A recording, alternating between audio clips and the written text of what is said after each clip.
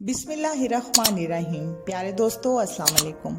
Novel कालिज कलियां और भंवरे की अगली किस्त शुरू करते हैं। ये नॉवल लाहौर के उस दौर का है जब पाकिस्तान में मोबाइल फ़ोन सर्विस मौजूद नहीं थी। कायरीन की सहूलत के लिए अब इस तहरीर को यूट्यूब की शक्ल में पेश किया जाता है। उम्मीद है कमज़ोरियों के बावजूद पसंद आएगा। राहदारी के आखिरी सिरे पर दाएं तरफ एक कमरा था, जबकि बाएं तरफ एक साइड पर हॉल था जिसे प्रेस चलने की आवाज़ आ रही थी। कमरे का दरवाज़ा थोड़ा सा खुला था जिसके अंदर से रोशनी आ रही थी। तालिब ने आगे बढ़कर दरवाजे को अंदर धकेला तो वो खुलता चला गया। उन दोनों ने अपने चेहरे पर मास्क चढ़ाए हुए थे, जबकि हाथों में मूवर्स थे। दरवाज़ा खोलते ही तालिब की निगाह सामने टेबल के साथ सोफे पर बैठे शख्स पर पड़ी। तालिब हैंड्स अप कहते हुए तेजी से अंदर बढ़ा। तालिब को मुश्ताक की शिनाख्त पहले से कराई जा चुकी थी, इसलिए इसने फौरन पहचान लिया। मुश्ताक फौरन खड़ा हो गया। मुश्ताक 3 पीस सूट में मलबूस उधेड़ उम्र का एक शख्स था। उसने खौफजदा लहजे में पूछा, तुम कौन हो और क्या चाहते हो? तालिब ने सख्त लहजे में कहा, एक लफ्ज मुंह से ना निकालना, जो कहता हूँ वो करते जाओ, वरना तमाम गोलियां तुम्हारे जिस्म में उतार दूंगा। वो उसको इसी तरह हैंड्स अप किए हुए कमरे से बाहर हाल में ले आया। हाल में 3 कारीगर प्रेस पर काम कर रहे थे। तालिब की आवाज़ पर तीनों कारीगर हाथ उठाए एक जगह पर जमा हो गए। मुश्ताक के चेहरे पर परेशानी नुमायां थी, मगर वो फिर भी धमकी देते हुए बोला, तुम लोग अच्छा नहीं कर रहे, तुम्हें इस बदतमीजी की बहुत ज्यादा सजा भुगतनी पड़ेगी। तालिब ने आगे बढ़ते हुए उसके चेहरे पर एक जोरदार थप्पड़ रसीद किया और कहा, उल्लू के पट्टे, तुम अपनी जिंदगी के बारे में सोचने के बजाय उल्टा हमें धमकी दे रहे हो। तालिब हंजला को खबरदार रहने का इशारा करके प्रेस की तरफ बढ़ा और इसमें प्रिंट होने वाले मटेरियल का जायजा लेने लगा। फिर चंद कागज उठाकर मुश्ताक के करीब लाया और हकारत से कहने लगा, ये तुम अपनी माँ बहन के मुतल्लिक छाप रहे हो? तुम लोगों से इस तरह फहश लिटरेचर छाप कर नई नस्ल के इखलाक तबाह कर दिए हैं। ये जो मजहबी तासुबात को फैलाने के लिए मुतनाज़िया किताबें छाप रहे हो, यही तो उम्मत मुस्लिमा को एक दूसरे के खिलाफ बरसरे बेकार किए हैं। तालिब बातें करते हुए पहलू बदलकर मुश्ताक की तरफ मुतवज्जा हुआ तो एक कारीगर इस पर झपटा। तालिब उसके हमला को देखने के बावजूद संभल ना सका और गिर गया, मगर उसके हाथ में पिस्तौल बदस्तूर कायम रहा। तालिब ने करवट बदलकर कलाबाजी खाई और हमला आवर से दूर बैठते हुए उस पर फायर खोल दिया। हल्की सी आवाज के साथ वो दूसरी तरफ लुढ़क गया। गोली इसकी खोपड़ी में पैवस्त हो गई थी। ये सब इतना आनन फानन हुआ कि हंजला दम बखुद रह गया। उसको गाफिल खड़े देखकर करीब खड़े मुश्ताक ने मुक्का हंजला पर रसीद किया, मगर हंजला ने इसका हाथ पकड़कर बैग की उसके पेट पर मारी और वो दोहरा होकर जमीन पर लौटने लगा।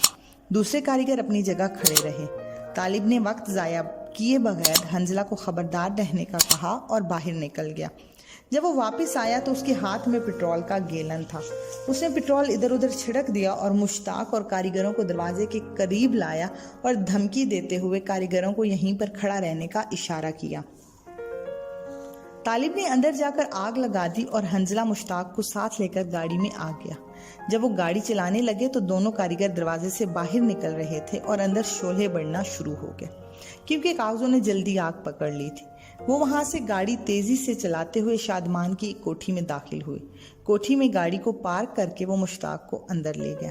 अंदर पहुंचे तो उनको फोन पर निगरानी करने वाले मोटरसाइकिल सवार साथियों ने इत्तला दी कि इनकी गाड़ी का किसी किस्म का पीछा नहीं किया गया। हंजला ये सुनकर हैरान हुआ कि तालिब की तंजीम वालों ने काफी माकूल एहतियाती तदाबीर की हुई थी। कोठी के एक कमरे में दाखिल होते उन्होंने मुश्ताक पर तशद्दुद करना शुरू कर दिया। तालिब और अख्तर उस पर तशद्दुद कर रहे थे जबकि वो ढीठ बना हुआ था, लेकिन जब उन्होंने नाखून खींचने का अमल शुरू किया तो वो सीखे हुए तोते की तरह फर फर बोलना शुरू हो गया। उससे हासिल होने वाले राज कुछ इस किस्म के थे। मुश्ताक ने कहना शुरू किया कि वो मुल्क दुश्मन अनासिर का एजेंट है और भारी मुआवजा लेकर मुख्तलिफ मजहबी फिरकों के खिलाफ जहर उगलता हुआ लिटरेचर छापता है और मुल्क में फैलाता है। मजीद ये कि नौजवान को मकसद से हटाने के लिए जिनसी बिरारवी के मुतल्लिक किताबें भी छापता है। ये काम रात को वो मखसूस स्टाफ से लेता है, जबकि दिन को आम निसाब की किताबें छापने का काम करता है। इस सिलसिला में इसने मजीद कुछ नाम भी बताए। मुश्ताक पर बेहोशी के दौरे पड़ने लगे। हंजला और तालिब समझे कि वो ड्रामे कर रहा है। तालिब और उसके साथियों को इतनी ज्यादा मालूमात इतने कम वक्त में मिलने की तवक्का नहीं थी। رات کا آخری پہر شروع ہونے والا تھا، اسی لیے مشتاق کو باندھ کر خود آرام کرنے کے لیے دوسرے کمروں میں چلے گئے، جبکہ 2 ساتھیوں نے مشتاق کی نگرانی کرنی تھی۔ اگلے دن صبح ہی مشتاق کی حالت مزید خراب ہونے لگی، کیونکہ رات کے تشدد نے اس کو توڑ کے رکھ دیا تھا۔ ابھی وہ ڈاکٹر سے رجوع کرنے کا سوچ ہی رہے تھے کہ مشتاق اپنی آخری سانس لے کر ٹھنڈا ہو گیا۔ طالب کو افسوس ہوا، افسوس اس کے مرنے کا نہیں بلکہ اسے مزید راز جاننے کا تھا۔ حنزلہ اپنے ہاسٹل آ گیا، اس دن خوب آرام کیا، اس کا ذہن مطمئن تھا کہ ایک مثبت کام ہو گیا۔ طالب وغیرہ نے مشتاق کی لاش اگلی رات ایک ویرانے میں پھینک دی۔ پھر کئی روز تک حنزلہ پڑھائی اور ورزش میں مصروف رہا۔ اجاز کے ساتھ اکثر گپ شپ رہتی، مگر اس نے اسے حب الوطن تنظیم میں شمولیت اور آپریشن کا ذکر نہ کیا۔ ایک رات کھانے کے بعد حنزلہ اپنے کمرے میں پڑھائی میں مصروف تھا کہ اس کے گھر سے فون آیا۔ فون سنتے گیا تو اس کی والدہ نے بتایا کہ ان کے خاندان میں دور کے رشتہ داروں میں ایک لڑکی عائشہ ہے جو کافی خوبصورت اور دراز قد ہے۔ اس سے شادی کے لیے حنزلہ کی تجویز پوچھی تو اس نے واضح طور پر کہا کہ ان دونوں خوبیوں کے ساتھ ساتھ اس بات کو بھی مد نظر رکھا جائے کہ وہ گھرانہ ماڈرن نہ ہو اور مذہب کے قریب تر ہونے کے ساتھ ساتھ پردے کا پابند اور حلال روزی پر یقین رکھنے والے ہوں۔ ان کی والدہ نے کہا انہوں نے تمام حوالوں سے جانچ پرکھ کر ہی اس سے بات کی ہے۔ حنزلہ نے سن کر حامی بھر لی۔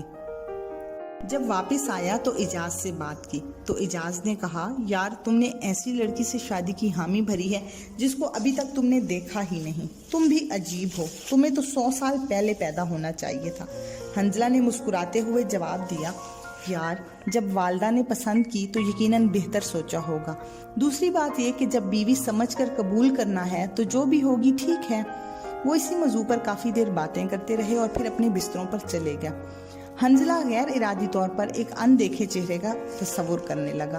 وہ کافی دیر تک سوچتا رہا کہ اس کی ہم سفر بننے والی کیسی ہوگی۔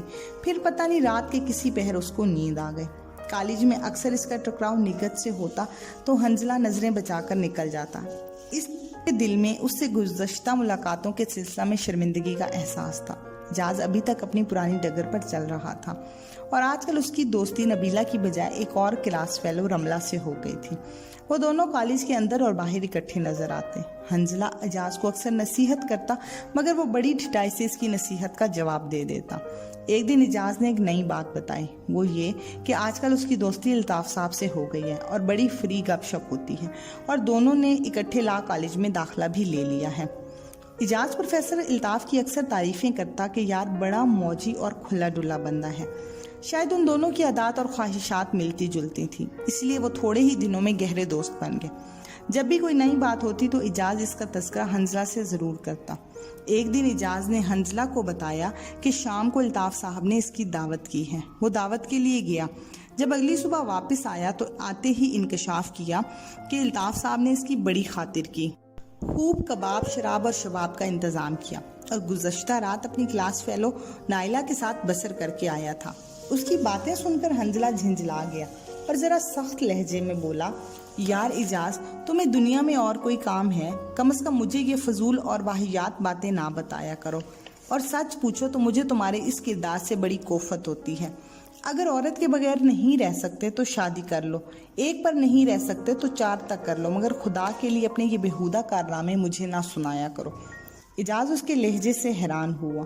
کئی ماہ کی دوستی یہاں حنزلہ پہلی بار اسے بھرے ہوئے لہجے میں بولا۔ وہ اس کے چہرے پر نظریں گاڑتے ہوئے کہنے لگا کہ کیا ہوا ہے، تم اتنے سخت الفاظ کیوں بول رہے ہو؟ کیا تمہاری طبیعت ٹھیک ہے یا دماغ میں کچھ گڑبڑ ہو گئی ہے؟ اس کے آخری فکرے میں شکوے کے ساتھ طنز نمایاں تھا۔ حنزلہ نے کچھ جواب نہ دیا اور بستر پر نیم دراز ہو گیا اور دوسری طرف دیکھنے لگا۔ ان کے درمیان تھوڑی دیر بات نہ ہوئی، کمرے میں گہرا سکوت رہا۔ پھر اجاز نے نرمی سے خاموشی توڑتے ہوئے بولا یار تمہیں کوئی پریشانی تو نہیں ہے؟ پہلے تو تم نے کبھی اس لہجے میں بات نہیں کی، مگر آج تمہیں کیا ہو گیا ہے؟ اجاز یہ کہہ کر چپ ہو گیا۔ وہ حنزلہ کو بہت چاہتا تھا، پتہ نہیں کیوں حنزلہ پر اس کو بہت پیار آتا تھا اور ہر طرح سے اس کا خیال رکھنا چاہتا تھا۔ بہت کم عرصے میں وہ اسے بہت عزیز ترین دوست سمجھنے لگا تھا، مگر آج اس قسم کے لہجے کی وجہ سے اس کو بہت دکھ ہوا۔ وہ اپنے بستر پر چادر لے کر لیٹ گیا۔ تقریباً 20 منٹ تک ان کے درمیان کوئی بات نہ ہوئی۔ پھر حنزلہ اٹھا، کرسی گھسیٹ کر اس کی چارپائی کے قریب بیٹھ گیا۔ پھر اس کا ہاتھ پکڑ کر اپنے دونوں ہاتھوں میں لے کر کہنے لگا मेरे प्यारे दोस्त, मैं तुम्हें नाराज नहीं करना चाहता और ना ही मैं तुमसे नाराज हूँ। ना ही मेरे दिल में तुम्हारे खिलाफ किसी किस्म की नफरत है।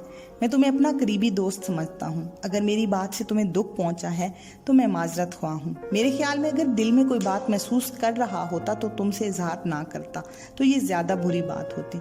मुझे ये बात बुरी लगी सो मैंने कह दी। मेरा हरगिज मकसद नहीं था कि तुम्हारा दिल दुखाऊं। मगर मेरे दोस्त, मैं अब भी तुमसे यही कहूँगा कि क्या रखा है इन फजूल कामों में। क्या हासिल कर लेते हो चंद दिन नई लड़की का कुर्ब हासिल करके। और मुझे ये बताओ कि आज तक तुमने कितनी लज्जतें हासिल की, लेकिन अब तक तुम्हारे पास क्या है। जो गुजर गया वो एक ख्वाब या ख्याल से ज्यादा कुछ हैसियत नहीं रखता। और दूसरी तरफ सोचो कि कितना बड़ा गुनाह है जो तुम्हारे खाते में जमा हो चुका है, इस जहां में भी और अगले जहान में भी बोझ बनकर सर पर मौजूद रहेगा। इसलिए गुजरे हुए वक्त पर तौबा करो, अल्लाह रहम करने वाला है। देखो अल्लाह पाक कितना रहीम करीम है। मौत के वक्त से पहले हर गुनाह से तौबा कबूल हो जाती है और तुम महसूस करोगे कि नेकी में भी अपनी एक लज्जत है, लेकिन वो लज्जत बाइसे सुकून भी होगी। इजाज एकदम से चेहरे पर कपड़ा उठाकर उठा और बढ़कर उसके गले लगा लिया और फिर कहने लगा, प्यारे यूट्यूबर्स, प्लीज़ आप हमारे चैनल को सब्सक्राइब करें, लाइक करें और शेयर करें और घंटी के निशान को दबा दें ताकि हमारी हर आने वाली वीडियो आप तक पहुंच सके और हमारी हौसला अफजाई हो सके। जी तो दोस्तों, आज की किस्त यहीं तक थी। नॉवल का बकिया हिस्सा आप अगली किस्त में पढ़ और सुन सकते हैं। इजाज़त दीजिए, अल्लाह हाफिज़।